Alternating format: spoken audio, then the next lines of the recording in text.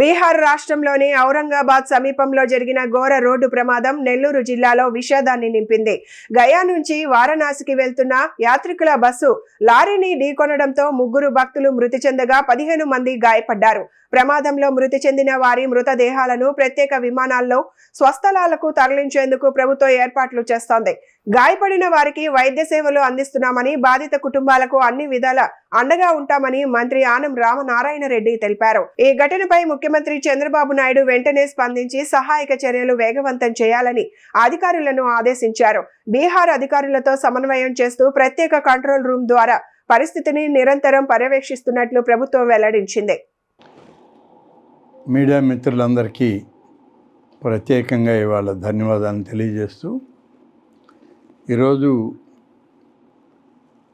బీహార్ రాష్ట్రంలో జరిగినటువంటి ఒక బస్సు ప్రమాదం దుర్ఘటన గురించి బాధాకరమైన మీతో షేర్ చేసుకోవాల్సిన అవసరం ఉందనే ఉద్దేశంతో ఇవాళ మీకు అన్ని వివరాలను కూడా చెప్పడానికి ఏర్పాటు చేశాం. ఈ యాత్రికుల బస్సు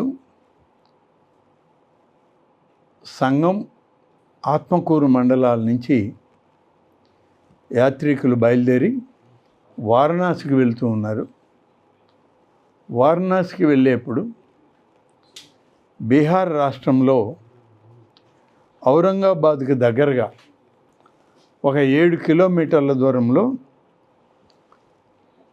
లారీతో కొల్యూషన్ అవడం వల్ల ఒక ఘోర ప్రమాదం జరిగింది.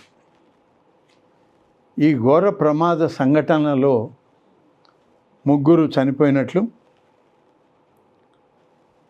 15 మంది యాత్రికులు గాయపడి ఆసుపత్రిలో చికిత్స పొందుతున్నట్లు మాకు సమాచారం.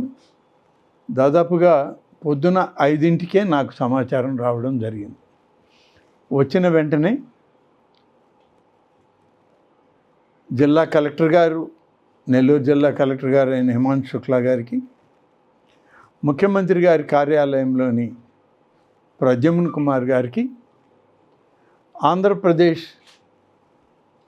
భవన్ ఢిల్లీలో ఏదైతే ఉందో అక్కడున్న కమిషనర్ ఆర్జా శ్రీకాంత్ గారికి ఈ వివరాలన్నింటినీ కూడా వారి దృష్టిలో పెట్టడం, వారు వెనువెంటనే ముఖ్యమంత్రి గారికి ఈ సమాచారాన్ని ఇచ్చిన తర్వాత ఆయన ఎవరెవరితో అవసరమైన కార్యక్రమాలు చేయాలి అనే దాంట్లో ఎవరెవరు అధికారులతో మాట్లాడాలో వెంటనే స్పందించండి, వాళ్ళకి కావాల్సిన అన్ని రకాల సౌకర్యాలను ఏర్పాటు చేయండి, ప్రమాదకరమైనటువంటి పరిస్థితుల్లో ఉన్న వాళ్ళని కాపాడండి అని చెప్పి ముఖ్యమంత్రి గారు వెంటనే ఆదేశాలు ఇవ్వడం జరిగింది.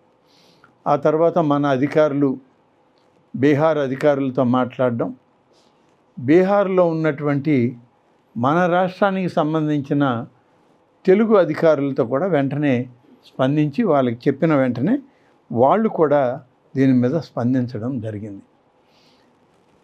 ఈ బస్సు ప్రయాణంలో 40 మంది యాత్రికులు, 2 డ్రైవర్లు, 3 సహాయక సిబ్బంది, మొత్తం 45 మంది ఈ బస్సులో ప్రయాణం చేస్తున్నట్లు మనకి ప్రాథమిక సమాచారం ఉంది.